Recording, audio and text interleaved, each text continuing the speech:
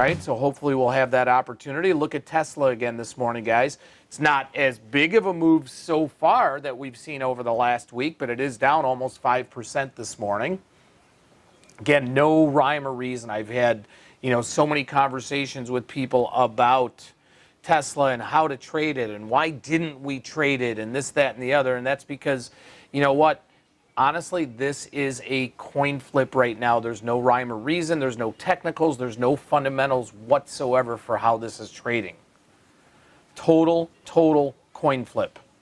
Close your eyes, pick a lane. It's kind of like taking, red or green on the roulette wheel. Okay. Nice, Barry. That, probably going to come into play. So good job. Good job. Okay. ERY, everybody should be settled out from what happened yesterday. Okay. Those with no assignments, you still have your exit. Okay. Nothing has changed. You still have your exit scheduled to go.